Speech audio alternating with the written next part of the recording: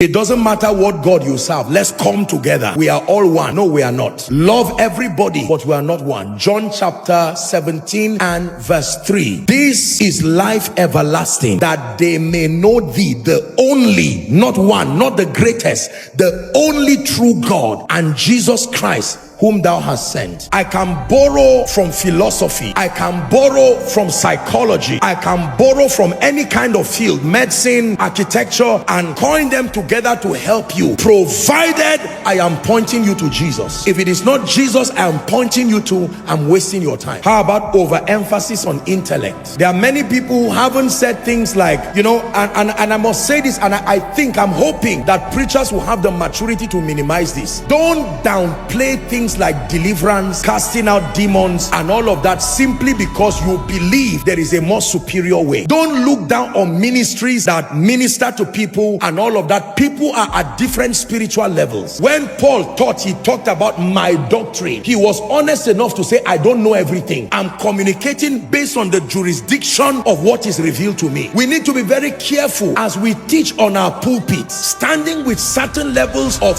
absolute audacity. A student in class who still has an exam to write and is beating his chest and bullying other fellow students, whereas all of them are going to be writing the same exam, must be a foolish student. Students can help themselves. There are students that are smarter than other students, agree, but everybody is going to write the same exam. So as a student, you don't attain the status of a lecturer or a status of the vice chancellor. There are many students who are in class, but they are busy marking the script of other students and rating them and saying you are failing, whereas they have an exam they will write themselves. As I teach truth, I am aware that I do not know everything. I remain a passionate student of knowledge. I learn from the body of Christ. When I sit down with ministers of the gospel, especially those who are senior ministers, no matter how they perceive me, I like to listen to them. I ask questions. There's always something I can learn. If I can't learn a sermon, I can have a better mentality. I ask questions, because as much as God is helping, I am a student myself. We all have exams we're writing. Is someone learning now? Men of God must desist from that supervisor mentality. No, we are all students. Everybody has his exam to write sooner or later. If you have been granted grace to be an exceptional student, help those who are coming. Don't tear down people. It's amazing how many things we can brag about today that 10 years later we'll see how wrong we were. And you know one beautiful thing about the internet does not lie. It doesn't hide. Whatever stays there stays there. So we need to be careful the things we're saying, so that 10-20 years from now, if Christ tarries, after we have grown, we don't look back and have to bite our fingers for the rest of our lives for making foolish and arrogant statements in pride when we do not have sufficient knowledge.